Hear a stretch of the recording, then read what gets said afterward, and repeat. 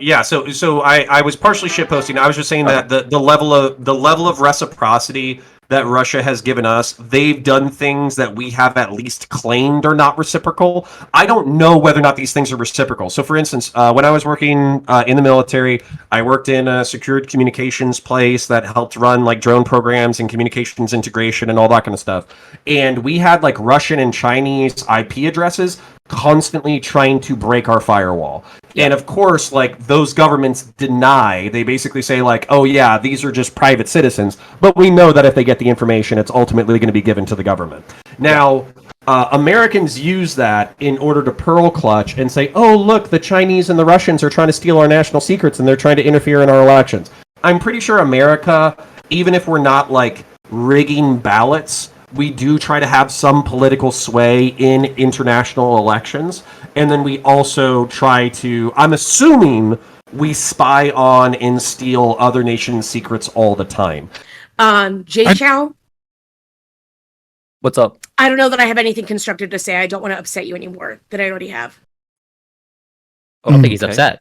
If we don't give up Crimea, I just want to point out What's going on? Yeah, I just want to point out that illegitimate nation states don't own in Crimea. Russia doesn't own it. Ukraine doesn't own it.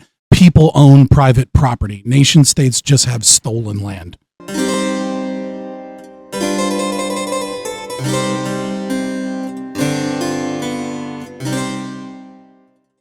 It's always tough, like picking these topics. It's tougher than people like imagine to pick these topics.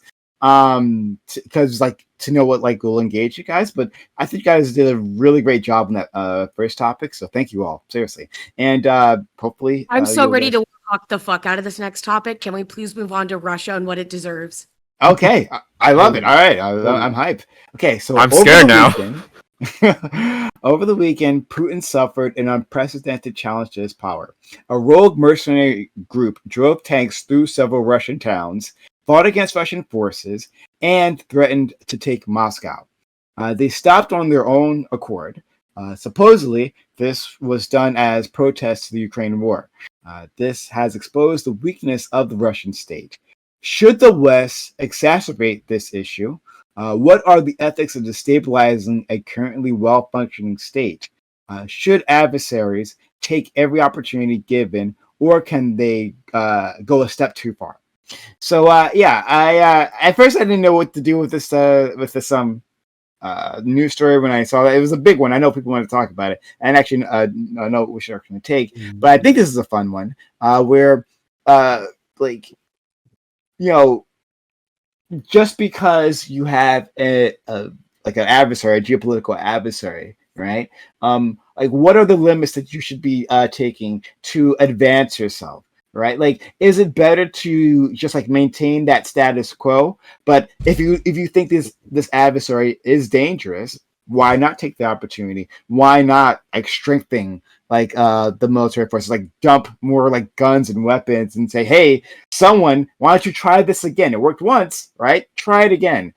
So I'm really curious where you guys will follow on this. Start with my friend Lactoid. All right, so the motives here are actually a little bit unclear. We know that it probably wasn't going to be, it wasn't a protest against the war in Ukraine. My theory is that the Wagner group was about to be subsumed into the Russian military, which is happening now. And Prigozhin didn't like that, refused, and either they were attacked first or Wagner claimed to be attacked first to prevent being subsumed into the Russian military. Regardless, the conflict broke out. Wagner marched on Moscow. I think as to his motives, he maybe believed that maybe the Russians would not subsume him, or at least maybe pay them a little bit more for bringing them into the Russian military. We don't know if either that happened. We don't know if he got any more money. We know that he's being exiled to Belarus, and his group won't be prosecuted. Regardless, though, what should we do about this situation? There's really nothing to do at this point, right? The rebellion's already over. It lasted for an incredibly short time. Ukraine is already on their counteroffensive. I just can't think of like what we would do. We're already like funding the shit out of Ukrainian fighters, so yeah. Let's go to HPCR. Same thing with Lactoid. I do think that it's still there are some questions about the motivation. It probably wasn't like situation where they were planning to like take over and become the new autocratic leader of Russia. There was disputes with the Ministry of Defense in Russia, and whatever happened, there was discrepancies in leadership. I don't think that the West should exacerbate the issue, whether that would be like back channels to the Wagner group or funding their particular disagreement with the Russian leadership. I don't think in general it makes a whole lot of sense and we can look at America or the West's long history of attempting to destabilize regions for our own geopolitical interest. It typically doesn't go really well. In fact, oftentimes it's a disaster. This would be one of the biggest disasters if we were to attempt to exacerbate what's going on in Russia such that the nation collapsed, especially a nation with nuclear capabilities. I mean, there would be just so many variables that would emerge from that situation. It just doesn't seem like a reasonable idea at all. So I agree with Lactoid that we should probably just keep an eye on it, but not make the situation worse or attempt to destabilize whatever's going on in Russia right now. I think that's an awful, awful idea. Thank you. Let's go to Bam. Yeah. I think all we really want Russia to do is pick up their ball and go home. Like that, like we're just like, okay, this sucks. It's like it wasn't fun anyways. Like we're gonna go do something else. You don't want to put Russia into what like an even more desperate situation just because of the forspoken nuclear capabilities. And I'm super like I'm fine with the funding just because like people have spoken before about the I think even I don't know if Biden said someone said about the concept of like we're actually like making Russia spend tons of money.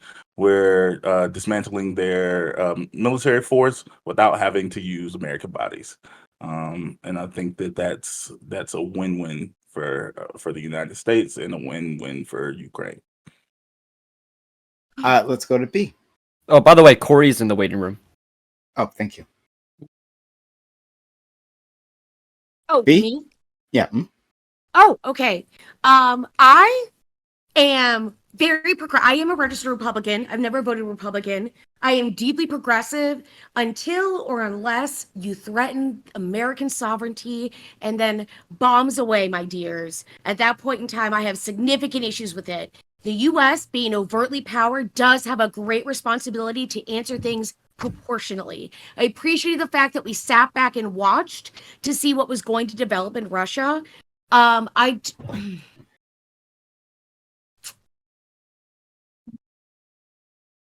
This is a V hateful take, like a very hateful take. I don't mind watching the abscess that is Russia get drained by our continued supporting of Ukraine right now. And so long as we can keep Russia hamstrung long enough to realize and understand that they are the lame duck out of all of the farm animals within the European area, I don't mind that. I don't want to put them out to pasture or let them take out to like a nice farm family, but I do want them lamed. I don't know what the implication is of all those metaphors, but we can explore that later. Let's go to Jay Chow. Okay, so I pretty much agree with all the previous speakers except for B. The March for Justice, it's been called a lot of things: rebellion, mutiny, coup, civil war. I think the most accurate description is that it was a violent bargaining chip. Basically, what Lactoy said. I agree with his analysis. It was to stop Wagner from ceasing to exist because the MOD and the Kremlin was like, okay, all volunteer formations have to sign contracts with us by July 1st, which was basically going to render Wagner to not exist anymore. And Prigo, who is the owner of Wagner, was like, yo, I want my money. I also want my troops. I want everything that I've built up. So he takes his march towards Moscow. The Kremlin are shitting their pants and they're able to negotiate. Prigo goes to Belarus supposedly. There's a lot of speculation as to what's happening afterwards, but it seems like this was all done as a domestic event. There was no outside coordination, no conspiracy, and all that stuff. Now, tackling the question, I think no country should be in the business of destabilizing other countries via plotting a coup, let alone like other reasons. It is unethical because it is a gross violation of sovereignty, and it could inflict grave damage to not only the targeted country's security, but its neighbors. and the wider region as well. Not every opportunity should be taken because of principles, but this isn't to say that the West can't do anything. Russia's domestic turmoil gives the West more time to organize, and I've already seen news that Ukraine has made gains on the battlefield because of it. Wagner also represented a large and trained fighting force for Russia, and it's possible that it will no longer fight in Ukraine. So that's like a big win for us. The West doesn't have to do anything more to benefit from these events. That's just how weak Russia is. Thank you. I want to caveat something really quickly. I'm not advocating for active disruption. To me, it seems like because the U.S. is effectively the world's policeman or hall monitor, is a lack of action as irresponsible as going in and trying to meddle is the question I'm wrestling with. Thank you. Counterpoints.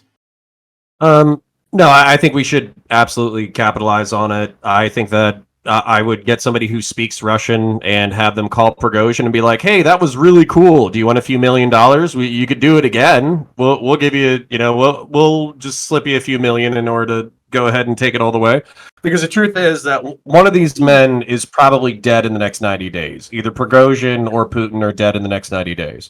And whatever happens between Russian factional forces is going to confuse the ever-living shit out of Russian forces that are fighting currently in Ukraine, and they're gonna have analysis paralysis.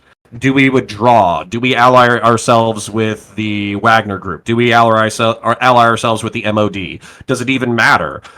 Is there logistical support for us coming? So, no, I would actually absolutely support Wagner and call them and see if there's anything we can do to help change their minds to do whatever they want to do. And of course, it should just be, a third country national known for dealing with all sides, who happens to speak Russian, who just happens to have a couple $1 million in order to, incentivize, Prigozhin in the right direction. And I'm okay with that. Whatever gets Ukraine the area of Zaporozhye and Kherson, and then Crimea can be negotiated, and then Donetsk and Luhansk can be negotiated. Whatever reduces Ukrainian blood, I'm good with it. Yikes. Okay. Scott. You might be muted, maybe. He is. Yeah. You're Not not on doing Discord. I was muted manually on the mic. I got a new mic. I got to get used to it. Sorry. So this is, I find this situation really interesting because it's like a whole bunch of people online, not necessarily you guys, think they know what's going on. And for the most part, it's mostly just fog of war. We have some details that we assume to be true because they're reported as such. We have no idea what the DOD knows, right? We don't know how Wagner will be brought in, right? Will they be split up? Will they be kind of their own tactical units? If they're going to be split up with, what Prigozhin calls the conscripts, because it's exactly what a large portion of them are, is, just slaves forced to fight for Russia. Wagner was one of the few groups that was actually gaining victories in Ukraine, right? They're essentially undefeated. And so if you just split these people up, I don't know that even that is likely. We don't know how it's going to be done or what it'll be done, but even that is likely to reduce their capacity towards victory in some of these. They're going to have to put in more effort. We don't know what's going to happen to the mutinous soldiers, because this is, reported Putin's most recent speech, a couple hours ago, where he's going to let some of them go to Belarus and he's going to bring in some of them. What does that deal look like? Do we know that? The other thing we don't know, that again, the CIA and DOD might know, is, Russia has been holding the line, waiting for Ukraine to have their spring offensive, right? And to push. And it's every assumption that Russia is then building for a counteroffensive after that, right? It's a back and forth situation here. So we don't know how much that's affected their capacity. This entire kerfuffle, removing things, has this basically killed the Russian counteroffensive that they were planning on doing in the next month or two? Or is this, or are they actually pretty much unaffected because Russia knew the whole time they only had like 8,000 troops and it was a fucking bluff and they barely moved anything? Like we don't know. So I agree that we should capitalize on it, but I'm anti-war, right? I want to end this fucking war. The idea that Prigozhin will take like CIA money or something is, I mean, it's possible, but so fucking unlikely. Like they're deeply nationalistic, right? Like their problem is not with Putin, and their problem is not with Russia, and their problem is not with killing more Ukrainians. Their problem is with leadership that they deem to be incompetent, that is trying to take away their power and is getting them killed, right? So like, the main thing I wanted to do, and I'm glad nobody here was buying into it, is like the both sides kind of like, oh, Russia's done for, or like, oh, 6.7 billion missing from the Pentagon, CIA must have fucking given it to Wagner. Like there's just so much stupidity here with this fog of war that like we shouldn't sit on our hands. We should use this as a moment to capitalize in peace, because it might actually be our best time to reopen negotiations, because they're in a weaker position currently that they might be able to recover Fog from. of war, a term of Let Corey Campbell go for his opening. Yeah. It's opening statements. So you'll get. Oh, my as soon as, mistake. no worries. Corey, it's up to you. Okay, talk about the 6 billion accounting error. Talk Do about it. Hunter Biden. Do All right, it. you got this. I believe in you. Chemist. We Now know is- that he's definitely got some inside tracks, right? No, actually, I'm How going long to. Wagner can go and Corey, do it. Corey, do it. No, I'm actually going to back up Scott's point of like, I have no problem admitting that I am not the most informed or not all that informed on this topic. Although some might argue that I'm not informed on any topic, which is totally fine. Well, this one but on this one specifically, I have no problem admitting that, like, yeah, I don't have in-depth knowledge. And I have a hard time teasing out what's true and what's not. But as far as I can tell, despite my tech issues, I was still listening to the panel, and from what I can discern, more or less my position is Lactoid's position. As in, from what I gather, it seems like, what's currently happening resulted in this end result. As in, like, this is an overall good result, in that sort of, some sort of destabilization is occurring on its own, and therefore there doesn't seem to be a huge need to escalate, as in if what is currently working is working, then just go with that, and let's see. And I think there's lessons to be learned from history of like getting too involved, or like having a full-on proxy war, and that might not be the best way to go about it. But I'm willing to have my mind changed, and I'll leave it there for now. I just want to say something. Like all this Lactoid love, I don't know where it's coming from, but I'm taking. No, it's because he's speaking first, okay? It makes me sound like I'm just copying what he's saying. I want to make it very clear. You would all copy my position. No, it's because he's Canadian. That's why I support Lactoid 100%. All right, just now dodged it is fair. That's it. Go ahead, guys. Okay, yeah, so I want to start by tackling B's conundrum, what she mentioned in at the very end of her opening statement, which was it's basically a very foundational issue when it comes to intervention, which has always existed, which is when we intervene, are we going to make the situation worse?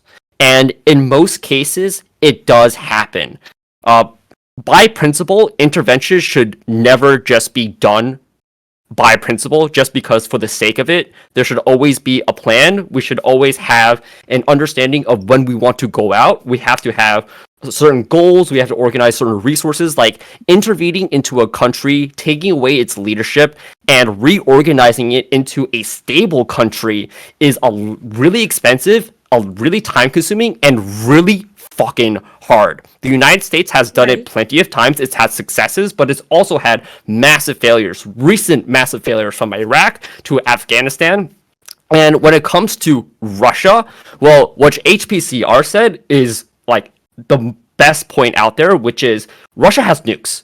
And if we destabilize that country and we don't know who is going to be the next leadership, if we don't know these locations, whether they're secure, whether or not they're going to be falling into terrorist hands or nationalistic hands, if like the country is just going to be broken up into a number of countries and we have no idea what is the status of these nukes, we are in a really dangerous situation. We were really lucky at the end of the Cold War when the Soviet Union crumbled.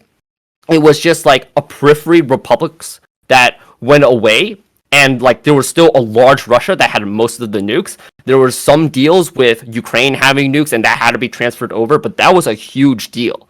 That was a huge deal, and like we were lucky that that was able to get resolved.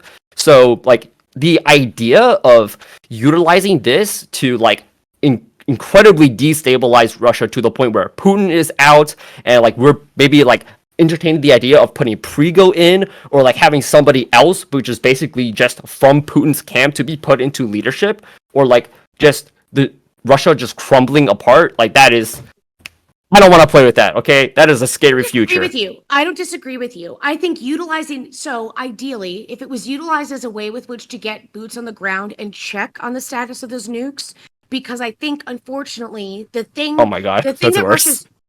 No, it's not. Putting boots on the ground, like after Russia crumbles, we're going to send in our military. I meant like a James Bond, an American James Bond, just checking on the status of nukes or something else like that. The CIA. Because the largest problem Or the NIA. with the program in Russia is the same thing that we've always had, which is that they're a paper tiger who casts large shadows. But as we've seen with the way in which they collapsed during the Ukrainian war, I don't trust that they're actually maintaining or keeping those nukes up to date and up to code the way that they should. So yes, I would want U.S. information upon like what status are they in. Not Only one of them got to work.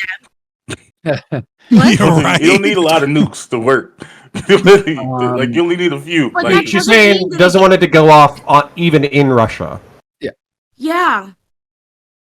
Yeah. So, So, while no, the okay, rest so is going in, No. and you having being like an information source, why would that not make sense? So hold on, Because if I that's could- wait. So we're putting in American nationals as espionage. We're infiltrating like Chow, the facilities that store the best, not There- like most there's a less- destructive weapons, Okay, like which there's a are less probably controversial- surrounded by military bases.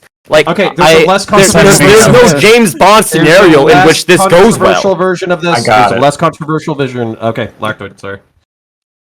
No, I was Oh. naming. Go ahead. Oh, okay. counting. No, okay. Right. No, hold on, Say you're less real quick, because I Listen, can if it's a defuse dumb big this. I can statement, I'll defuse take this that, I guess, completely. but I don't think that it's that.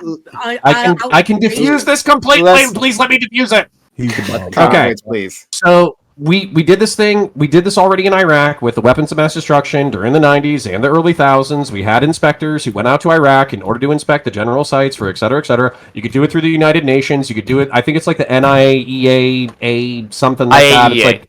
Yeah, there you go. The nuke people, the nuke dorks who walk around in lab coats and make sure shit isn't like rotting and exploding and shit.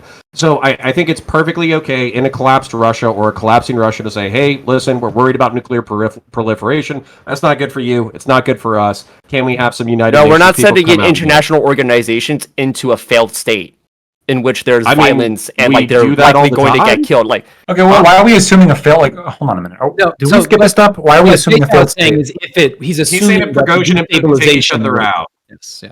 Okay, so this is cool. okay. You're dealing with a failed. Um, I don't think you. I don't know. I don't think. Cool. Sure, I don't think this is happening. Counterpoints: if we can't pay Prigozhin to go kill Putin, is there any other like? I can't think of any other possible way you could like capitalize on the situation. Oh yeah, so I'm not even trying to pay Prigozhin to pay Putin. I'm not even saying like you pay him with any kind of agenda whatsoever. So I'm saying like CIA, like it is CIA, but it's not CIA, right? CIA has friends like Jeffrey Epstein who are private citizens who honeypot people by having them have sex with underage prostitutes. and Don't Joe know if you Biden. knew that. Whoa, whoa. Counterpoints. I'm no, half see- meaning, but I'm not. Sure. So Bill Clinton. there's private citizens. There are private citizens. Only who work 84 with times. Oh my God, let me just finish. So there are private citizens who work with intel agencies and they're known for playing the field. They take money from anybody in order to pass on information to other people. They also do logistics work for other people, et cetera, et cetera.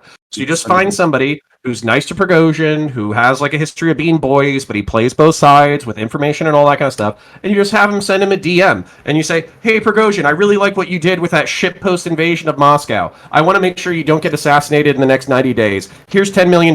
Do with it what you need. And then you just let him do whatever he needs. So if he needs beefed up security, if he needs to pull his forces out of Ukraine, if he needs to do whatever, because basically Prigozhin at this point, as far as I can tell, his priority is not going to be fighting on behalf of the MOD in order to win more battles in Ukraine.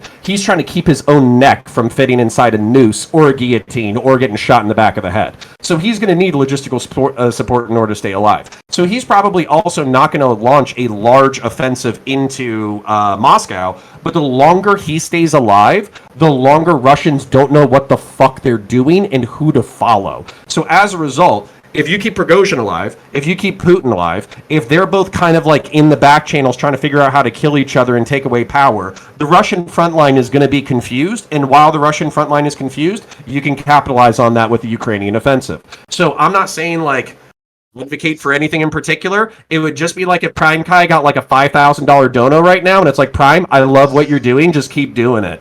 What is he going to do? Is he going to say no? It's a free $5,000. So what is Prigozhin going to say? No to a free $5 million? Yes, no, I don't want to die. Isn't that a terrible idea? It's a great idea. The $5,000 is a great idea. Right, but Putin's gonna ask the question though, right? Where'd you get this money, Prigozhin? No, yeah. So this is like from his catering business, from his catering business, which is is based on this is terrible idea. This is like I made it watching. from Uber. This is like listen. If he gets like Stop $10 memeing. billion I from think the Prigozhin CIA. is Stop really memeing. worried No. about paying taxes right now. I'm not talking about taxes. I'm Prigozhin talking is about worried. Putin finding out that he got a whole bunch of money. Where did it come from? Yes. We didn't give it to you. Yes, So if who it is gets the, out that the West did this, that could serve Guys. to put Russia in a what? position where they feel like they're being threatened by the West. Yes. Other parts They of are Europe. being This is- threatened by the West. No, They're this being is- West not every day. No. This is insane. But not in This the is- way of, this is- oh, you're overthrowing my regime. Okay? think Once this the is- news gets out. Once the news gets The out. most important thing the West Oh can my do is hold all of your stuff while you go and fight your friends. Because just because you need to have a fight doesn't mean your glasses should be broken, right, Chow? That is all. That is the effect. I don't know what you I'm mean. suggesting the U.S. or other Western organizations do whenever I'm talking about ensuring the security and the stability of those nukes and everything else. Because again, we are in a really tough position, right? The last time there was a massive like military conflict like this for Russia, there was a revolution, right? People keep drawing analogies between this and 1918 in significant ways. So the problem with that, though, is we now have weapons that can destroy everyone, including Russia, not just themselves. So while I understand an isolationist desire to stay out of it, right, and everything else, I just called it isolation. your glasses are really expensive, and I don't want you to get in trouble with your mom if they get broken. In the same way, I don't want the world to be in trouble if those nukes are broken. I don't get that at all. can't keep Why up with should them you anymore. have I don't- What? Listen. What do you so mean? What listen are you real trying to quick. say? So hold on. Listen. Let's let. This is like It's not Confucius. faithful. I'm sorry. Hold on. What? One second. HPCR like initiated this. I want HPCR to be able to respond. Let's go to Scott, and then let's go to Bam. Okay. So start with me. Pardon me. Got it. So counterpoints. You were saying you don't think that in terms of just geopolitical strategy, it would be a bad idea to attempt to destabilize the Russian government, and you think that would, I guess your argument is that it would slow down the war or negate the war of aggression in Ukraine, which is what you're looking to do. Do you think that it could have other consequences? Like what if Putin gets outed or there's a civil war and someone even more anti-West comes into power and they have nuclear arms at their disposal? What if, as Lactoid was saying, what if it gets out that the West contributed to this destabilization and now Russia, especially because they might be going through some serious faction war or something, they might feel like they can attack, because right now you said that they're at war with the West, but they're only at war with Ukraine. I understand there's some sort of pseudo logical war, but no. They're not really warring with a lot of Western Europe. They're not, and this would be incentive for them to engage in those kinds of military actions against the West. If they feel like if Putin's sovereignty is being threatened, if he feels like that the West is sort of conspiring to bring Russia down as a government, who knows what they could do? It seems like such a terrible geopolitical strategy to attempt to destabilize the Russian government. I mean, as awful as Putin is, we at least we have a relationship with him. We can at least somewhat predict his behavior because we understand his infrastructure. We have a lot of information on him. Bringing in new unknown actors is an awful idea. That would be that's why I don't understand you.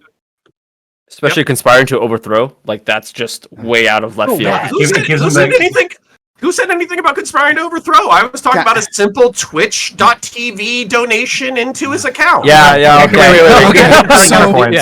So what I was the problem is oh God, I hate to do this, but This is what happens when everything. This is what happens when this is what happens when everything is like a consequentialist analysis. When you have no fucking principles like counterpoints, right? When you don't actually like, you're talking about taking people's tax money to sow chaos in a region, and then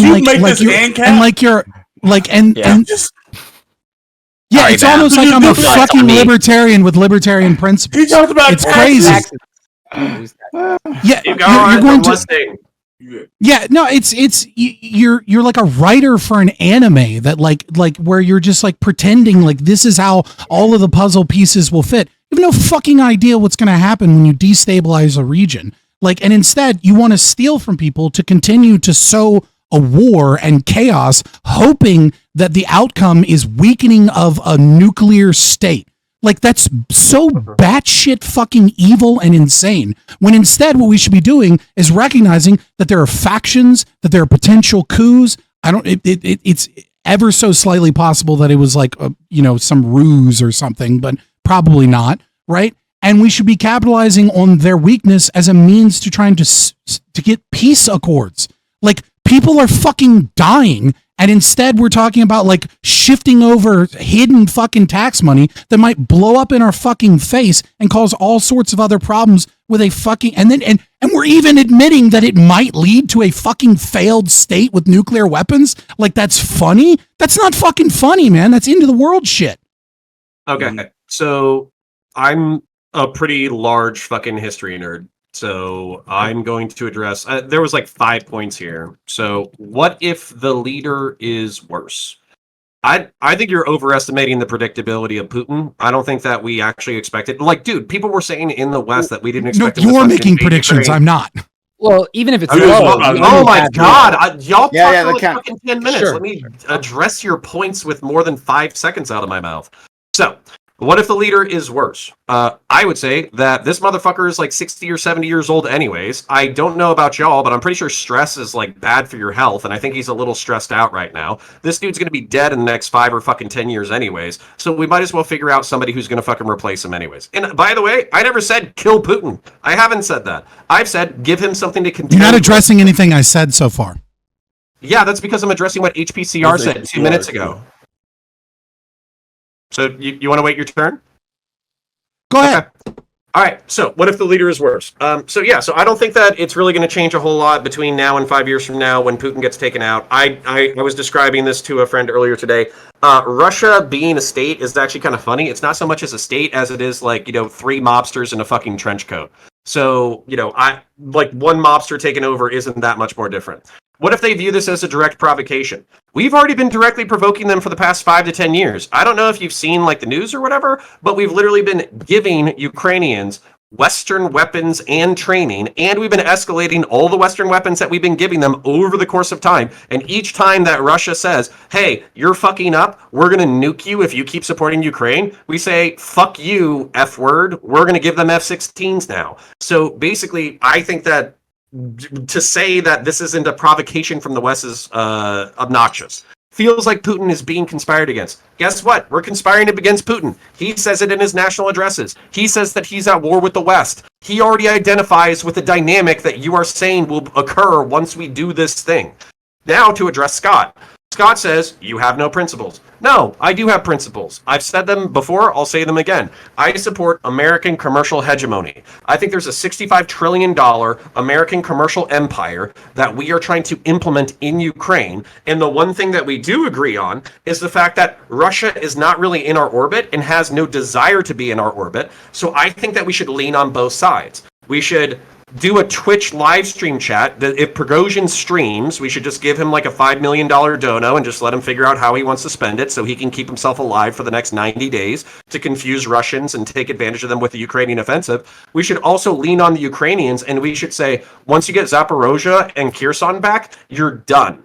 Give up Donetsk and Luhansk, give up Crimea. This is the price of peace. Then finally, don't know how the puzzle pieces will fit. You're right, but you guys are looking for like this like bloodless power vacuum calculation in which you get to sit back and then the world kind of like does its own thing, and then you can say, well, it's fucked up, but it's not my fault. But that's not really how geopol fucking works. Geopolitical affairs unravel with and without your input, and without your input is as likely to be disastrous as it is with your input. So you play the best hand that you're dealt without without hindsight. So let Okay. me respond. I I'm sure would love to HBCR respond wants to all No, 5 points. So let me actually respond since they're directed to me real quick. First of all, you don't understand the difference between principles and values. You're saying you have principles and you keep naming values. You value certain things, but you do not have principles in this. You do not have rules or steadfast things that you're not willing to break. Instead, you have values that you want to protect, that you are saying, I am doing a consequentialist analysis, and I think that these will preserve the things that I value the most. So, no, I'm not wrong in saying that you don't have any fucking principles when you literally are talking about sending secret fucking CIA money to fucking sow division in Russian leadership. Like, no. Okay. But I understand sometimes people don't understand the distinction between those. So, fair enough. Values, not principles. I am right. You meant it differently. Okay, The can other I read thing you about- the second definition of the word value? This is not the debate. Can I? Yeah, but guess what it is? Hold on, real quick, because this is Go like the ahead. easiest fucking thing in the sec- world. Got it. So Second definition of value. the second definition under like literally Googling the word value is a person's principles. Why don't you Google the definition between principles and values? Don't worry. Like, whatever you get, I'll accept. Okay. Principles versus values. But I do think it's fucking hilarious. Like that literally it's like values are a person's principles is the second definition. Leftists and bad philosophers play Our with values fucking provide words. the foundation for our beliefs and behavior, while principles provide a framework for decision making and actions. Your values are your why, while your principles are your guiding idea of how to accomplish your why. I think we're saying different words, but I don't really care because to me they're relatively synonymous. But continue. Concepts are contextual, so it depends on how they're being employed. But let's go back to the discussion real quick. Counter, you Well, said I thought Scott had a second point. No, No, I had all it's- 5 it's- points. No, yeah. Chow, J Chow had all 5 points. I did have I a have second all point, but I 5 want to points. let HBCR step in because you Oh, attacked his hold up. straw mans as well. I just wanted to say one of the. Wait, where's Prime? We need a moderator. I want to go. I'm here. I will so that- moderate. I'm the Why? next. I'm I'm really black not- as well. Oh I'll my make god. I am. Yeah. So HBCR. We're gonna let HBCR go. I want Bam to go because he was in line. Corey and J Chow and Lactoid. So everybody, yeah. Connor, you said that you talked about Putin's behavior not being very predictable, but of course you would admit that while his behavior might not be super predictable, he's going to be more predictable than variable X, someone we know nothing about, right? So that's just going to be the case. So while it may be that we can't, predict Putin's behavior in a satisfactory way, obviously he's going to be his behavior. We have a long history with him, and we can at least point to his historical instances of him taking this action versus this action, whereas an unknown variable, a completely new person, we would have no reference at all. So it is just a little bit better. On top of, and to your other point about Ukraine, the idea that we've been conspiring against Putin, he may use that in his speeches, which of course he's going to use that sort of hyperbolic language. Us providing aid to the defense of Ukraine is obviously much different than us funding a destabilization campaign in Russia. These are different things. For one of them is much more of an existential threat to Russia itself. And of course, in Putin, if he could go in front of the whole world and in a speech say, "Look, I have definitive proof that they are attempting to destabilize Russia," that's going to, that's of course going to improve or at least give credence to his idea that the entire Western world is going against him. That's really all I wanted to point out. I don't remember the other points, something about principles and values. But yeah, it seems like those are definitely different things. Funding the defense of Ukraine versus an active campaign to destabilize the region in Russia, those are vastly different things. And also Okay. in the scale of all right, Bam, your turn. Yeah, go ahead. Okay, yeah. In the scale of time, you did acknowledge that Putin is like getting older. I think he is going to die at some point, and I think that there's naturally going to be some power vacuum there.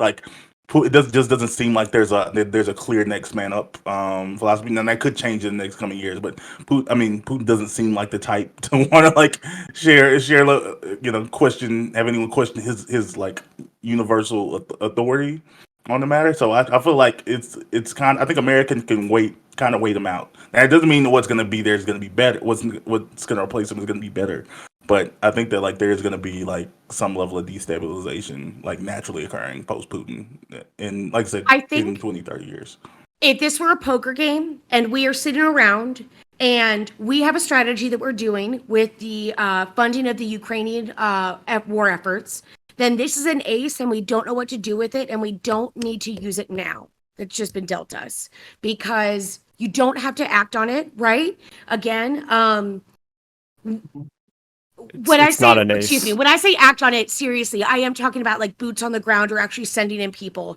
I think intelligence agencies or sneaking other people into Russia to check on the status of the nukes, perfectly fine. In fact, I'd be upset if they didn't actually capitalize on that window during which they were far more focused on other things. I'm not even sure. I like this. That seems like a terribly like reasonable thing. Why does that bother you so much? It's really not. No, I mean, well, I will say that like. And this is me completely making this up. I'm not a nuke expert, if y'all didn't know. But I thought, like, as far as like nuclear warheads and nuclear power plants, I heard that like if they like the period of them being like having to be properly managed is like actually extremely short. Like I think they said like if people disappeared off the earth, like within 60 days of like not being managed, like they would start to explode. Well, nuclear I don't know anything about that. What I do know is that I'm not advocating for someone to go in and break them or mess with them or cause them to malfunction or melt them down or anything else. However, we don't know what the status of those nukes or that nuclear program is. Chow in my point, and I'm not saying Chow agrees with me 100%, but you wouldn't send American nationals in because that would be more instigatory than you need to be. The IAEA, I'm literally Googling it right now, it's their job to be like a relatively impartial inspection agency to make sure that shit isn't going wild. Also, I'll shut up in a second, but like y'all are talking about like nuclear anti-proliferation. After the Russian collapse in 1993, part of like the Green Berets mission objectives was nuclear and weapons of mass destruction anti-nuclear proliferation, where these things were being sold on the black market, and American Green Berets did go kill people and steal that shit back. So it's not like we haven't done it before. Don't laugh at me. Bam. Almost made effort. Can I answer Bam's question real quick? So nuclear warheads are actually incredibly stable. Nuclear power plants need to be constantly managed because that's an active fission as opposed to warheads, which are that's potential energy. They're not triggered yet. So gotcha. Oh, wait. So here's my question, and maybe again we have a bio. Let's go to Corey next. Same which way. So when it comes to the nuclear warheads, though, that have been around, I don't believe that they've been updated. I don't think you can retire any nuclear warhead. My understanding is if you are not keeping up with the like making sure the chips are still replaced or knickknacks what the fuck even is this conversation right now? The way in which they should be, that could all go awry very quickly.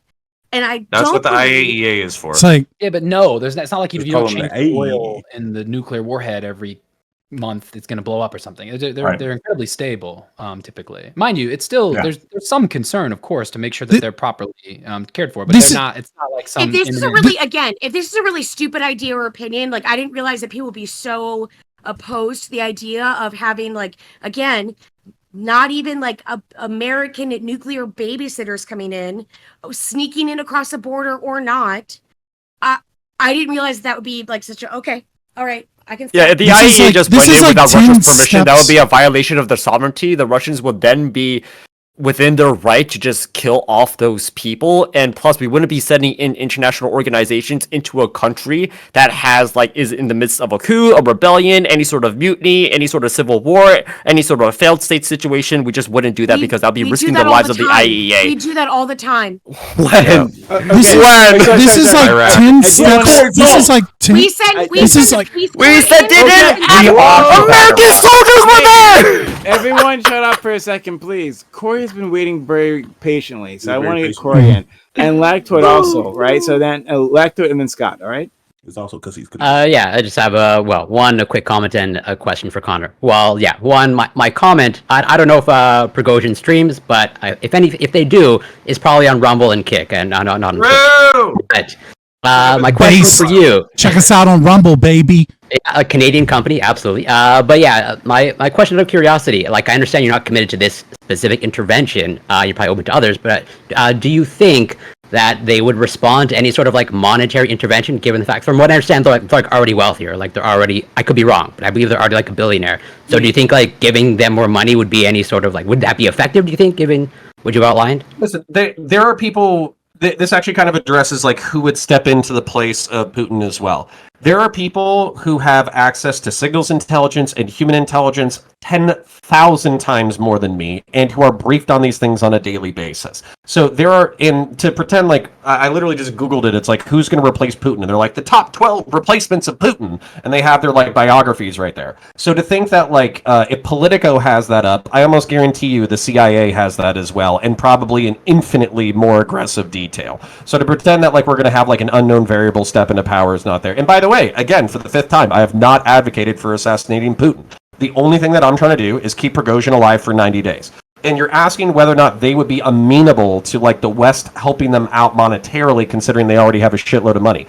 I don't know. So there's probably an intel guy. He's probably in Langley. He's probably a CIA douchebag. He speaks Russian. You know, he got a 4-year degree. He has like a Harvard law degree, whatever the fuck. He's probably a genius and he has access to a whole bunch of shit. And he probably knows what Prigozhin needs. He either needs relationships because he needs to find somebody who can keep him from getting assassinated. He either needs more money so he can fund his own private military to keep himself alive, or he needs guns and ammunition. And there are people who play all sides. And I made a joke about like Jeffrey Epstein or whatever, but Jeffrey Epstein's, Ghislaine Maxwell's dad was a triple agent. He worked for the United Kingdom, he worked for Russia, and he worked for the Israeli Mossad. And they all knew about each other, and they didn't care because he was a good nexus of information. And then it's theorized, but not confirmed, that Jeffrey Epstein effectively got people to sleep with underage prostitutes and then used that as leverage and blackmail, which is part of the reason why his case is not more nationally prosecuted. So these people, even if they're not in the national limelight or the international limelight, these people exist who are central handlers that you cannot track where the money and the ammo and the guns come from. They're just relationship builders that intelligence agencies use to get stuff where it needs to go. Okay, so more or less, I just want to understand your position as best I can. Where, yeah, so like basically your overall guiding principle, probably like within reason, whatever we can do, whatever the U.S. can do, can sort of empower Prigozhin or keep them alive. You're more or less open to that. Without having your fingertips on it. Don't actually send CIA agents. Don't massage him or anything. Yeah, have a CIA agent talk to a Mossad agent who talks to a former FSB agent who has friends in the FSB, who has another friend who has a 10-acre Sounds like a lot of people who can talk. He stashed it. But the whole thing is that these people are either paid for their silence or they're killed for their silence. Okay. This you guys are watching fucking too many spy movies, man. No, we're paying attention to history. No, this is silly. Yes. That, like, then history should tell you that a lot of coup attempts don't work, and that a lot of the times that the CIA hires somebody to go like do their assassinations or to do their building, they also fail. Because I know that Fidel Castro had like 90 assassination attempts by the CIA. Most of them are like actually as dumb as, oh, they paid somebody to like slip some powder into some glass of water that Fidel Castro just never ended up drinking or something like that. Okay, and guess what? Fidel Castro lived. Well, who's okay? All right, I'm now who's dead now? History. Okay. Did Did he die of old age or something? Okay, whatever. Counterpoints, All right, counterpoints. 5 points. 5 points that I want to address the counter. Fucking finally, okay? J. Charles 5-point plan. Go for it. Okay, number one, the person will be worse or just as worse. So, like, as you mentioned, we kind of have an understanding of who is next in line after Putin because we know who are the players in power. They're either people in the FSB, people in the military, or people within Putin's inner circle, his council. Now, here's the problem, is that all these people are Putin loyalists. They're incredible nationalists, and we actually there's a good chance that Russia is just going to continue being Russia, or they're going to take it a step above Putin because they're like, oh, I need to make my mark on the ground, distance myself from the failures of Putin, and double down. Okay, that is going to be even worse. So there is like no good scenario taking down Putin, actually. Because, like, yeah, for those reasons. 2, you're not asking Prigozhin to kill Putin. You're just asking him to cause a lot of problems. Okay, I hear you. I hear you on that. That is stupid. Because of this, let's just remember the saying, if we're going for the king, be sure to kill him. And the reason why people say that, I have no idea if it's Machiavelli, but it kind of sounds like Machiavelli, is that if you're going for the king and you don't end up killing him, you're probably going to be the one ending up dying. So, like, I would say, like, if I were Prigozhin and I think he made the right call, just escape. Just, like, get out with your company, get out with your life, get out with all your money, and, like, you're good. You get amnesty, hopefully, like, hopefully you're not going to get killed by some Russian nerve agent within the 90 days, but the likelihood of dying and, like, having everybody else die around you and taking your company is if you're going to be taking a bribe from anywhere in order to go, like, cause some trouble in Russia. And okay, third thing, provoke, like, we're already provoking Russia. HPCR already said this enough. Okay, our provocations throughout history, like from the end of the Cold War to now, has, like, never been to like hurt Russia unless we're punishing them for doing something. But, like, we're not, like, threatening the regime, we're not collapsing their governments, we're not, like, actually trying to remove Putin from power. But, like, they'll say that, like, hey, we're feeling threatened, but it's not enough for Russia to start sending nukes over to the United States. What the United States has been doing for the time period, for the most of the time during this Ukraine war, has been escalation management. And so far, they've been doing a pretty good job, which is basically, oh, Ukrainians want tanks. We'll just wait like 6 more months and then we'll give them tanks. Oh, Ukrainians want planes. Okay, we'll say no. We wait 6 more months, see how the Russians are reacting. Now we send in planes to Ukraine. And all this stuff. Like, the United States is being very careful in knowing where the line is, testing that line in order to maximize our aid to Ukraine. Like, I think we're doing an excellent job with that, and we're also doing an excellent job with providing support to Ukraine. All right, number 4, you care about American hegemony. I also care about American hegemony as well. Nuclear proliferation is going to harm American hegemony because it is going to make just the whole world more dangerous. Like, the nukes being, like, at the risk of being acquired by non-state actors, other countries, being sold on the black market, whatnot, is, I think everybody here agrees, is a threat to American hegemony. What's also a threat to American hegemony that not a lot of people, I think, are very conscious of is, like, our priority of maintaining the international liberal world order, which is, like, we have principles, we have rules, we have values. And one of those values is sovereignty. One of those values is not, like, meddling in the other country's affairs, not toppling down governments and all those things, because that ends up hurting, well, global stability. And America has already had a bad reputation of that because of what we've done in Iraq, in Afghanistan, in, like, a whole bunch of other places where our allies for a very long time, even to this day, still see us in a bad light because of what we did to Iraq. They are still very wary. You're shaking your head. That is just not true. Okay, I'm not lying. Okay, now, number 5. Okay, number 5. So, geopolitics. We don't know where this is going. Geopolitics is still going to turn. But what people don't consider that I find to be, okay, not appalling, but kind of concerning, is the ugly stepsister of geopolitics, which is international relations. A lot of times when people are talking about geopolitics, they're kind of thinking of world affairs as, like, through a game of Civilization 5. Of, like, where are my pieces? You have your pieces. I'm in this geography, you're in this geography, and, like, where do we go head to head?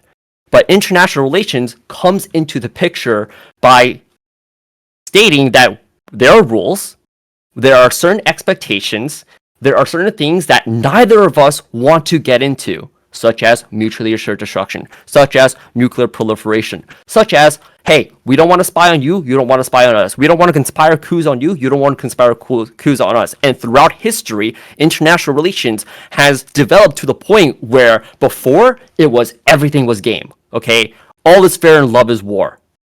But nowadays, we actually have like some semblance of rules, and like more people are prospering because of that than ever throughout history.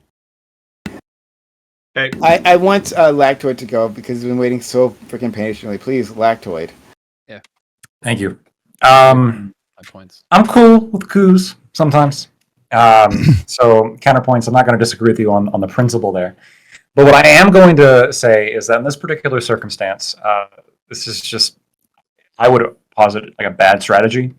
When Prigozhin launched his little march, he also stated a couple things. He said the Russian MOD is betraying the Russian people, and he also said Ukraine is a lie. Right? They're telling you lies about Ukraine. This is like an issue, right? The fact that you have a hero in Ukraine who took Bakhmut for them, saying this is all bullshit, right? If he gets Western money, that gives them the perfect explanation as to why Prigozhin is now saying the things that he's saying. Well, he's saying that because he's paid off. He's a mercenary, right? Of course. He's not actually a nationalist. He's being paid by the West. Look at him. He's getting money from the West. You can't trust what he has to say. Right now, it's more difficult for them to say that because he's not getting paid by the West, right? So it's not. He also said the pretense for the war was a lie. Yeah. Yeah, exactly, right? So now it's like, well, fuck, it's not the West saying this. It's our own guys that are saying this. I think that sows discord among the ranks way more, and especially if he gets killed, way more than like giving Putin the perfect out of explaining Prigozhin's statements. Okay. So I have a shitpost rebuttal, and then I have a serious rebuttal. Hold on, before you do that, hold on. Scott has been like ridiculously uncharacteristically. Jay Chow. No, hold on. I will wait, but Jay Chow literally responded to all 5 of Counterpoint's points, and Counterpoints was just called out. Please let him. Okay. All right, cool. Yeah. Counterpoints. So I want to respond to Lactoid's thing real quick because I think it's the funniest and most recent. So what you do is you pay both of them. Okay, so have the secret agent who's like 3 steps removed from the CIA wire money into Putin's account and wire money into Prigozhin's account. That way, when they're like, Prigozhin is a traitor to the state, and he took Western money, and we tracked it this way, that way, the other way. They can be like, yeah, but we paid Putin. Who's the traitor? We don't know.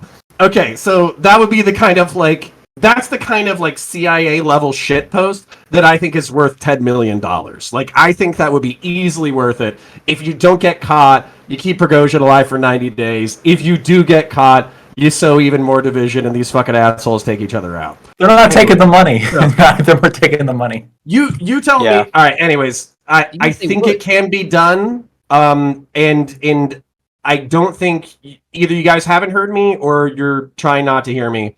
I'm saying there is a way to get money and logistical support to people without it being traced back to the West. These people exist. Anyways. So my plan, let's just say that I'm not some fucking autistic spurg on Twitch and YouTube politics. Let's just say that I'm like a middle case manager up in the CIA, and it's my idea to come up with the exploding cigar plans, like Castro, like the Looney Tunes assassination attempts.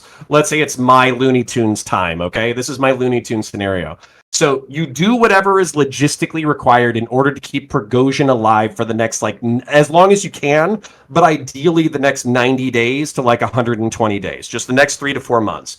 You have Ukraine step on the gas for the offensive in the Kherson Oblast and the Zaporozhye Oblast, which seems to be the territories that are most of interest to Ukraine and the most likely to be loyal to Ukraine once they're taken back. I don't think you can say the same thing of Crimea. I don't think you can say the same thing of Donetsk and Luhansk. I think those are infinitely more difficult places to take. Once you have control of Zaporozhye and Kherson, you step on the Ukrainians, you twist their arm, and you say, you're not getting Donetsk and Luhansk or Crimea back with a lot of blood and treasure, and frankly, we're not able to support it, and we don't think that it's worth it. So take the victories that you've had, go home, and I looked up the map for the oil and gas fields that are in Ukraine. They already have 90% of the oil and gas fields back under Ukrainian control already before they even take back Kherson and Zaporozhye. finally, okay, so take my Looney Tunes plan. That's my Looney Tunes plan. My final point to Chow was he was saying that international relations has had a certain level of expected reciprocity within recent decades. I know that's true. However, what I would say is some of your examples were flawed, like the 2016 and 2020 election, where Russia was fucking with us in order to fuck up our elections. So at some point, do we not just say, hey, Russia, if you're going to shitpost in our elections, then we're going to shitpost with your mercenaries? Those are not, like, proportional. I think they are. No, not at all. Bro, they bought think they 2,000 Twitter ads, all right? Bomb them. Yeah. Well, Yeah, no, yeah, I'm not even saying bomb them. I'm saying keep a mercenary alive for 120 Right. days. It's To really be not that clear, big of a I- shitpost. So- and they'll also have this mercenary gather all of his troops and form a number of columns and just send them towards Moscow, the capital where the Kremlin is. It's like, As far as I know, we didn't that's do totally proportional. Connor, As far as I know, we didn't do It's that. totally proportional So- to Twitter and Facebook He ads. doesn't think that. So this is why, I like, Bia gave an analogy earlier, which is like, it's like you get an ace in a poker game. And I think the analogy fits, but I'm going to add to it, and I don't know if she'll like it. All of the chips are human lives. I always like it when you add things to me. Okay, all right, let's go. But I mean, like, all of the chips are human lives, and we're all sitting here playing this game of chess or poker or whatever, trying to game theory out 10 steps ahead of, well, what happens when Russia collapses or all of this, and every dollar that is spent can be measured human lives too. Like inflation costs human lives, right? People losing their jobs and ODing on heroin and an opioid epidemic because of inflation costs human lives. Every day that we fight this, even if it isn't Ukrainian blood, it is still blood and death and horrible things that are happening throughout the war and throughout the world. Sorry. And, I think it's, I don't know, like, I'm not trying to like sit on my moral high horse here. I get it. We're having fun. Like, what I mean? We're game theorying. We don't really know, like I said earlier, the fog of war, and we're kind of just trying to decide. But I also think it's important that we don't fucking forget that like, if we're striving for something, we should be striving for peace. And if you're a consequentialist and you think that, and you disagree with me on how we attain peace, and you think the best way to attain peace is to some Ukrainian offensive, and then negotiating from a position of power, I understand that. I think it's evil. But like at the very least, like, fucking remember that we're supposed to be looking for peace, not sowing division and chaos. And like, this entire conversation is, so what do we do with this? The ultimate panel question is, we should use this in every capacity that we can to try and force Russia to the negotiating table so that both sides can have a reasonable fucking peace talks, not fucking Ukraine saying, we want all of our land back and we refuse to have peace talks until all of the Russians have been tried for war crimes, or Russia like not wanting to sit at the peace talks anymore because they want all of the fucking land, or they want a ceasefire where they maintain control of the regions they already have control. Like, I mean, like literally, China's the only one fucking fighting for peace right now, and it's ridiculous. Oh, wait, well, Okay. peace. Hold on. So we're going to go to counterpoints. We're going to go to B, and anyone else who wants to have the okay. So HPCR and then J Chow. But I just want to say something.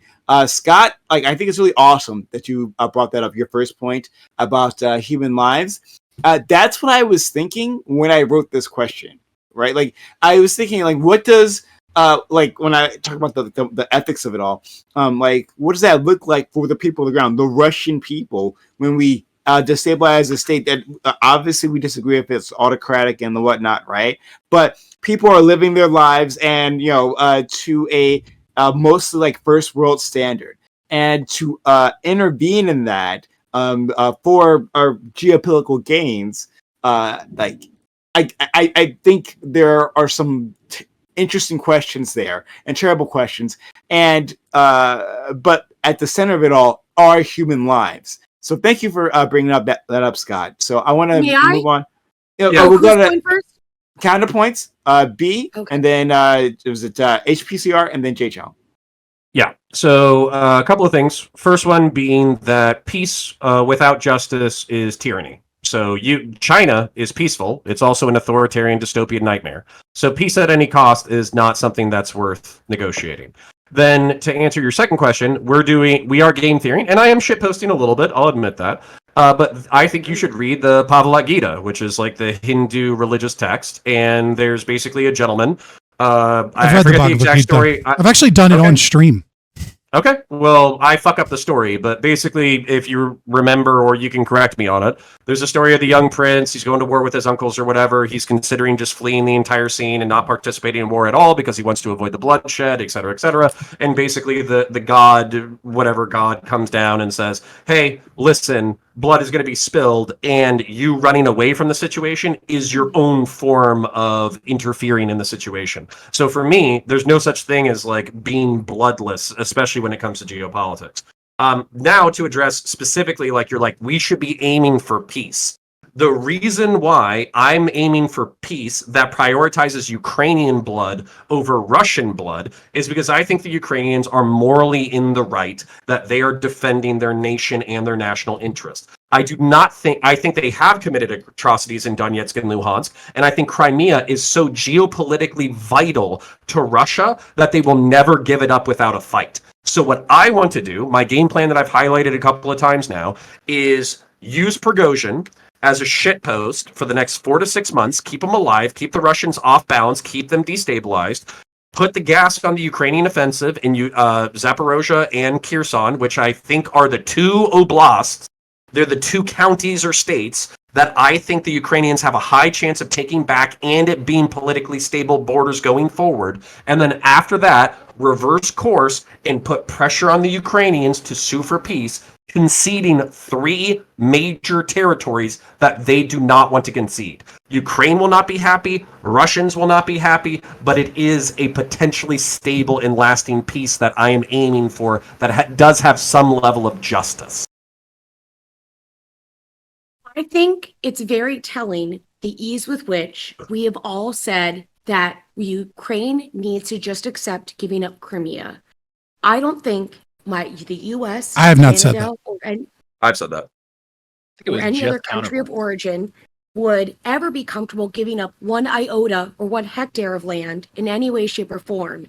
And we're telling Ukraine to accept that something was stolen from them and to let it go. And I'd like to just call attention to the fact that this is something that I don't believe any other country put into that position would do anything other than scoff at. So I understand that desire to say, fuck you and fuck you too for telling me that I have to come to the table giving up. I will give up allowing you to leave and maybe not charging you with war crimes and, peace be with you and also with you.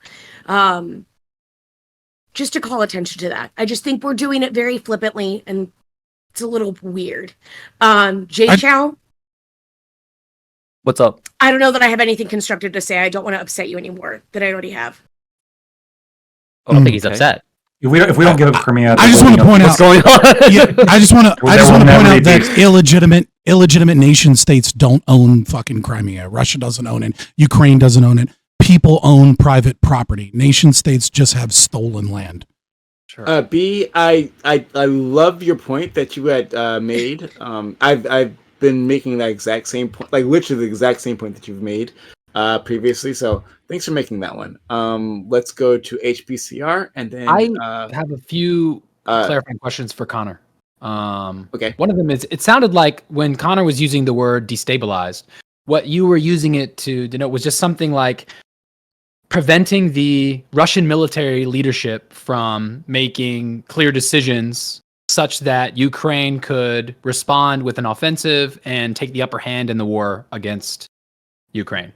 Not Correct. that we should literally destabilize the Russian government such that there was a power vacuum, because it seems relatively uncontroversial from just like anyone who studies geopolitics that creating a power vacuum or destabilizing the Russian government, it being a nation that has nuclear armaments and also a large nation on the political stage, that would be a bad idea. Do you think that that's the case?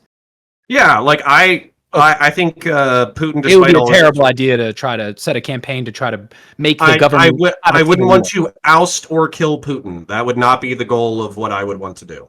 But not only that, but you would admit that it's an awful idea geopolitically to just have a campaign that Awful is a attempts- really strong word, HPCR. Again, a it's strong very word? difficult to separate a lot of these things, isolationist or not.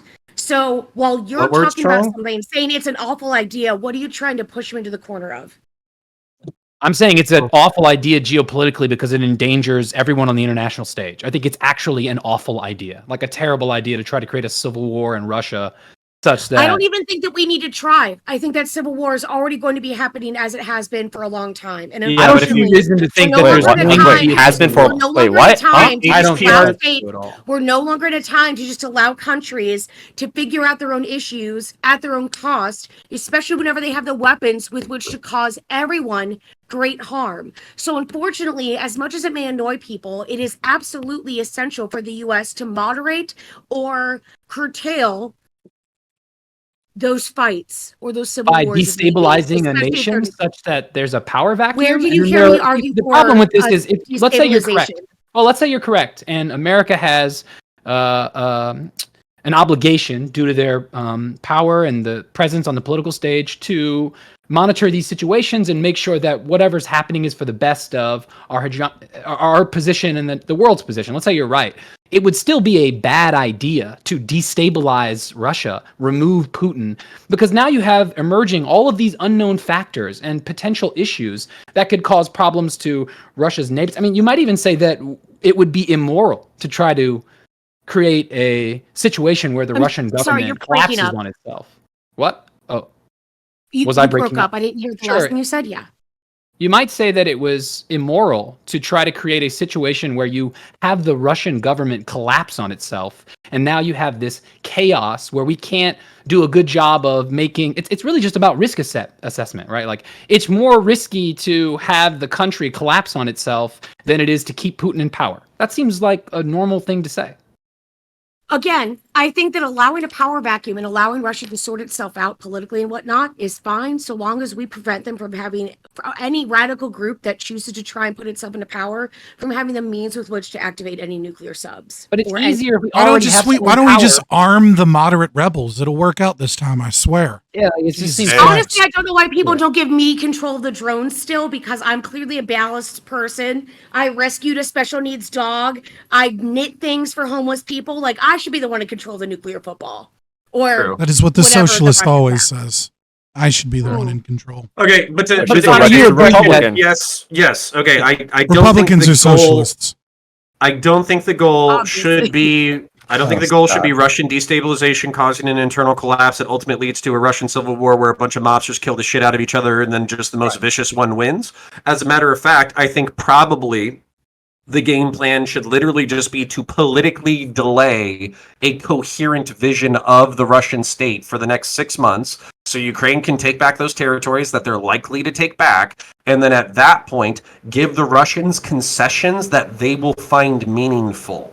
I think the reasons why the Russians want Crimea so bad, which I know B is saying that the Ukrainians aren't going to want to concede, I don't care. It's one of 2 warm water ports that Russians have access to, the second one of which was in Syria. If you do remember, the Russians fought tooth and nail in order to keep Assad in power. They're going to be willing to fight tooth and nail for Crimea. It's about warm water ports But with you were Russia. wrong. But you were Historically, it's wrong. always warm You water said ports. you said Always. no. You said no American would be willing to concede an inch of territory in order to Not sue for one. peace. And Not even territories. I would give up Los Angeles and New York City tomorrow to the Chinese. I don't give a For fuck. free! You would do that anyways because I of would those pay them- cities. I would pay them to take it. So, then, what's Oh, the next no. part? Hold on. So Crimea, and then You're gonna Donetsk. give up the Hold on. second largest- Oh my.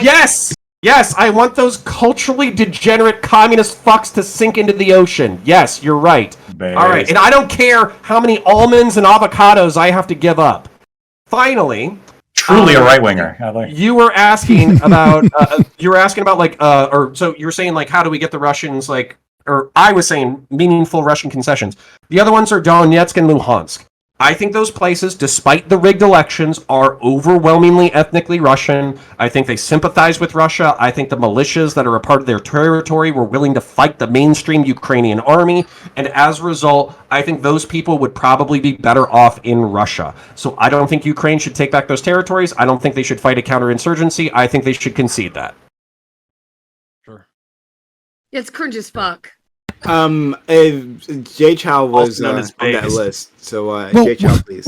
When you say, like, when you talk about war and people dying is like sort themselves out and whatnot, yeah, it sounds cringe. But like, Yeah, you're, sort of you're like willing how to the sacrifice Biden blood and yes. lives for things that you believe in other fucking countries. It's disgusting.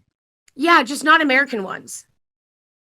Jay, Yeah, that's weird. Okay, Jay Chow. Still yeah, disgusting.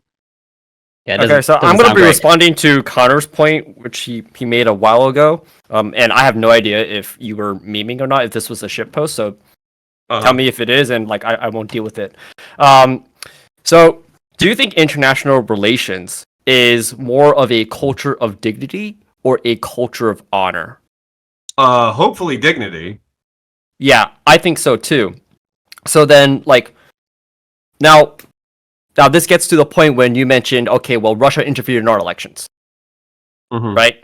And like, does this then justify us doing anything to them under a culture of dignity? No. Yeah, so I was partially shitposting. I was just saying that the level of reciprocity that Russia has given us, they've done things that we have at least claimed are not reciprocal. I don't know whether or not these things are reciprocal. So, for instance, when I was working in the military, I worked in a secured communications place that helped run like drone programs and communications integration and all that kind of stuff.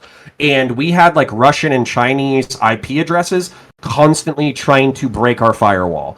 And of course, like those governments deny, they basically say like, oh yeah, these are just private citizens. But we know that if they get the information, it's ultimately going to be given to the government. Now, Americans use that in order to pearl clutch and say, oh, look, the Chinese and the Russians are trying to steal our national secrets and they're trying to interfere in our elections. I'm pretty sure America, even if we're not like rigging ballots, we do try to have some political sway in international elections. And then we also try to, I'm assuming we spy on and steal other nations' secrets all the time. So no, I don't think that the American honor should be slighted, and then we should use that as a pretext to dishonor our opponents. I do think we should figure out what is in their geopolitical interest, our geopolitical interest, discount our geopolitical interest by half, and then come up with a compromise that makes no one happy. And that's probably a realistic compromise. Real quick. So Edward Snowden I proved wasn't- this with Brazil and Germany, right? Like we were unequivocally spying proved that even on our we were just friends. spying on our friends. Yeah. Yeah, for shits and giggles too. Like we didn't even expect them to be doing anything negative. Of course, that's true. Yeah. Okay, all right. We so can't like trust the this is Germans. 2 times? Come on. guys. I want to follow up. You're rough. I can't get a follow up. Okay, so like this is kind of like the foundational problem to being the country that like stands on the moral high ground. Like we have to let like all the bad actors do the bad things, and we can't do the bad things because it makes us look like hypocrites, and it kind of like lowers our social value. It lowers like our reputation of like saying that we're the world hegemon, that like, hey, we have a vision for the world, which is based on our rules, and like we can't violate those rules, but there are actors out there that do, and we kind of just like either have to defend ourselves the best we can and like or like let them go. You know what I mean? I do know what you mean. I want to respond, but if you have a second part, I'll listen. No, I didn't have a second part. Okay, like so the conclusion is that like just because Russia has slighted us doesn't mean that like it gives us justification for like festering a coup or like creating destabilization in other countries, because like that goes against our interest of creating an international liberal world What order. if we provide a safe Hold harbor on. for Prigozhin once he escapes Russia and we don't extradite him? Well, he can not gonna happen. just. Yeah, I was about to say he can. But what he if can we get did? it. If we did what? I want What if to we answer Senpai Chow, but I want to answer your question. What's your question? Oh shit, that feels I've been racist. dead Never named. mind. Please answer Senpai Chow. Okay, cool. No, I don't go by that I'm name gonna answer your anymore. question, Senpai Chow. Oh my I fucking think God. that- What? Okay, I I'm don't just go gonna by that talk. name anymore. Okay, Chow. Yeah. I'm name going him. to. Well, we talked a few years ago, and he made an impression. Okay. Chow. My answer to you is I think that what you're talking about is largely an illusion, and the reason why is because I've studied like American history pretty aggressively. And I would say that a lot of us taking like Native American territories in the 19th century was based off of like flimsy moral pretext. I think the Mexican-American War was based off of flimsy moral pretext. I think the Spanish-American War was based off of what was likely a lie, but we just went with it anyways, which was the bombing of the USS Maine that was likely accidental. I think that our intercessions in China were largely amoral, if not immoral. I think the wars in World War II were justified. Were absolutely justified, but at the same time, they came like very late to the game where we could kind of justify it. And we didn't. We kind of knew that they were killing Jews. We didn't know how bad it was, but we really didn't involve ourselves until like the last minute, at which point the damage was already done. Same thing with like Korea. Like, I think the Korean War is a just war, but we did like kill, I think, 25% of the North Korean civilian population by indiscriminately bombing their civilian centers. In Vietnam, we had something called Operation Phoenix, where we had an active assassination program where we were taking out North Vietnamese like leaders left, right, and center, and we were paying Vietnamese insurgents in order to do it. When you look at like in the 80s, we sold weapons of mass destruction to Iraq. We gave them the precursors to like VX, anthrax. I'm trying to think of what else, but we sold them the precursors to that, and we told them how to target Iranians in order for them to fight the Iran-Iraq war to a stalemate, because it was in our interest for petroleum. I could keep going for like another minute, but basically my point is that liberal democracy... Put me in, coach. I'll keep going. I love this. Liberal democracy is the worst form of government except for all the other ones, and... I think it is important that it rules the stage, but this is a very bloody, messy history. And if you look into our actual history, it's actually pretty barbaric and horrifying. This is not a new thing. Yeah, I appreciate your historical perspective. But something that I've always had a wrestle with when people have a heavy focus on history is that it often ignores that our future and our present are much more than just the result of history. Mm-hmm. Do you think so? That we are not just a product of our history? And if you're arguing that we shouldn't conduct ourselves in that way going forward, I would be sympathetic to that argument. I think countries, for the most part, throughout history, have evolved. They have changed. We have switched leadership. We have changed culture. We have changed customs, what's right and wrong. We have become better versions of ourselves, hopefully.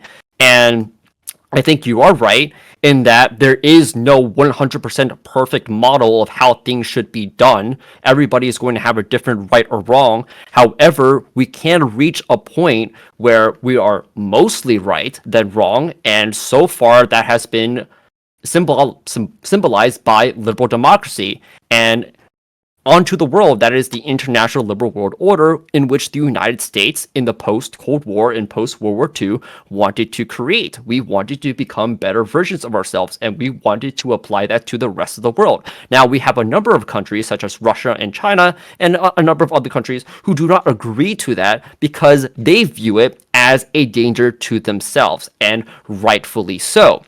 This is why they try to fester destabilization in our countries, whether it be through social media, whether it be through politicians or news networks or whatnot. They are able to do that. But let's also recognize that they are only able to do that because of our environment of free press and liberty.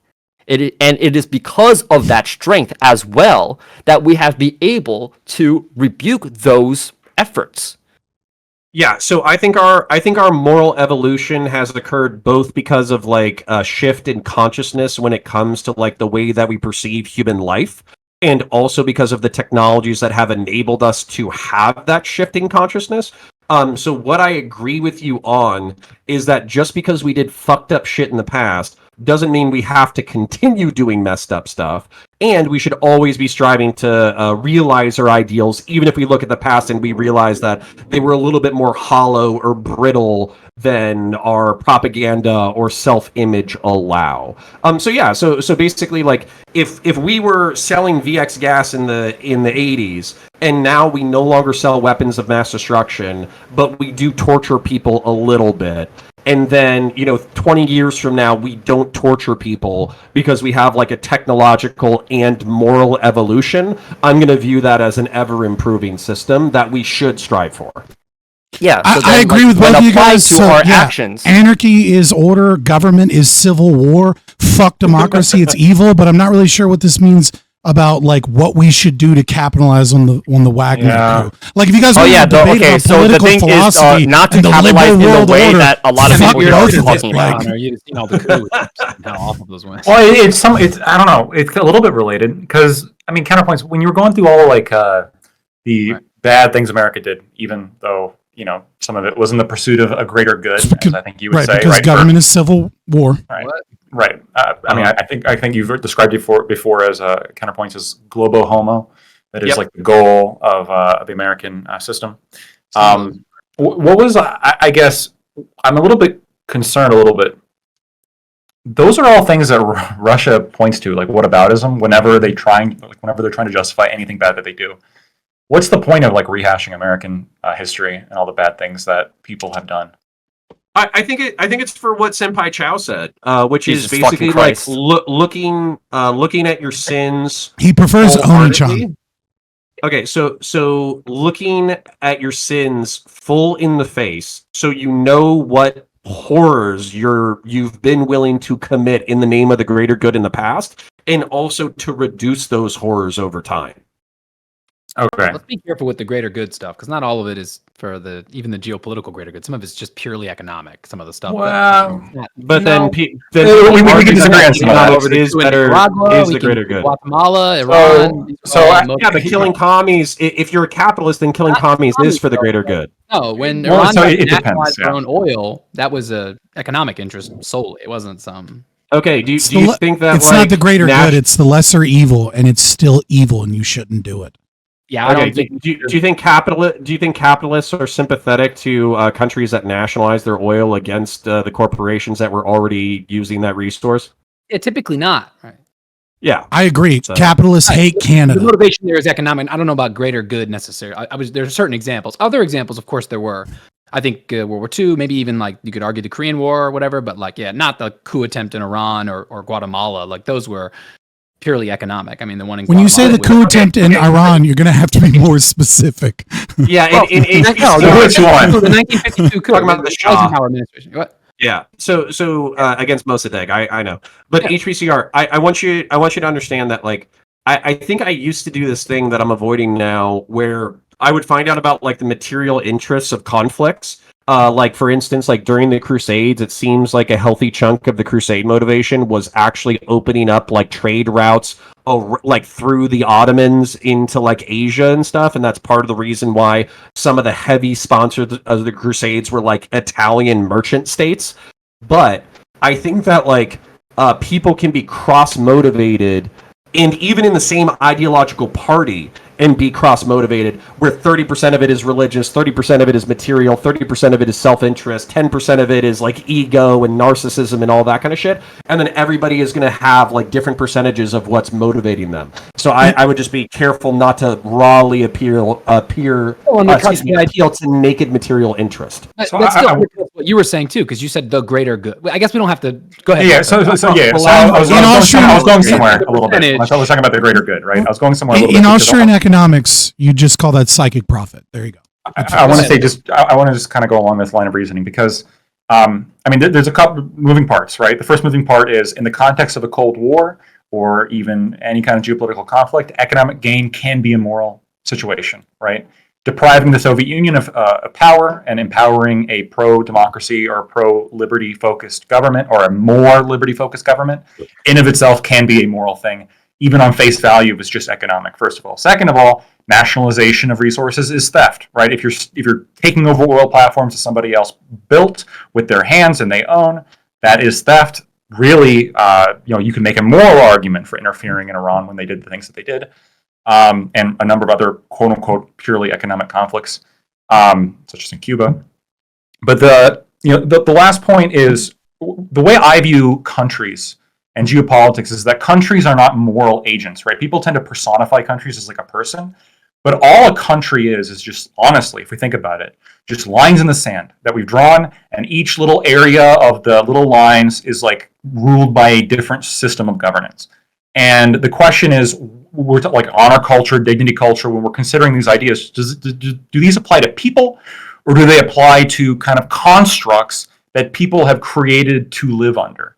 And I would posit that they should, whenever we're considering any kind of morality, it should only apply to people. So, to me, it's actually completely irrelevant as to, well, which country is like the bad country that started the blah, blah, blah, did the wrong thing, whatever, right? For me, what's interesting is the people who are having their rights violated and which group of people under which system of governance are living better and are living more free, right? That's the question. And so then the trade-off happens. Okay, are the Ukrainians going to live more free under global homo than Russian influence? Absolutely.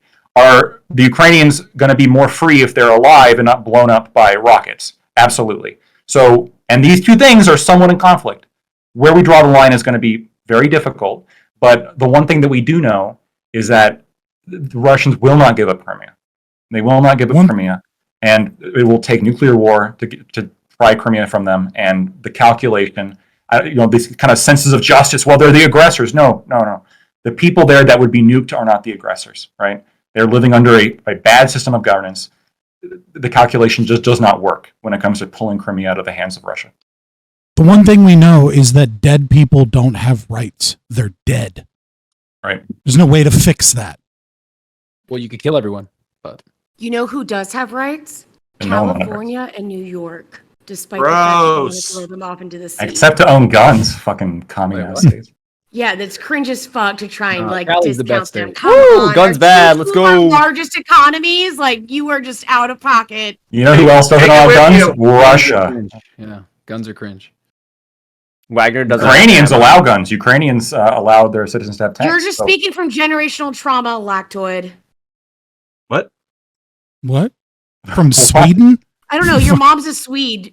Wouldn't she have some sort of generational trauma from any of those things? We've been a pretty peaceful country, people living under a peaceful governance system. I don't know. Yeah, since they raped and murdered all of Europe for 1,000 years. Jesus Christ. Yeah, that was so long ago. Are you talking about the Vikings? We're going way back then? Oh my god. So long ago. See, this is what the conversation of reparations is. Yeah, I've been right? watching Go back the far Vinland enough. Saga. Before You you gotta know it, cut I'm it out of paying your money out system. for the fucking Vikings. Jesus. Yeah. You're You just got it out mad of we your won. system. Does anyone know All if right. Prime's still here? Prime, are you alive? I think he Yeah, fell I'm right asleep. here. Oh, sure. Okay. I would just check it in because it's 11:30 and I'm old and my baby's waking up. We confirmed I won anyway, so Imagine we're having good. Lactoid won Oh my again. god, cringe as fuck. This is like model UN for divorcees. Stop it. Oh, let's go. I did one. I am not Fucking divorced Russia, yet. Get Thank the nukes you. and stop worrying about it. Silly. Not divorced yet. Thank you. Okay. So I also have a gavel, J Chow. I appreciate that. Can I call you senpai or would you prefer daddy instead? Jesus fucking Christ. Oh my god. So Good night. this has been great. Honestly, this has been a really good conversation. Someone left. You know your Okay, camera's still off, right? Yeah, I'm aware of that. All right, my nipples are He's out. sleeping. Okay, I'm lightly rubbing them. But yeah. So I guess is B still in the I think they left. Yeah, they left. Okay, all right. I was gonna say nice things about her, but whatever. All right, moving on. Too hard. Yeah. Thanks all. Seriously, you guys have been fantastic. I really do appreciate you all being here. A great conversation.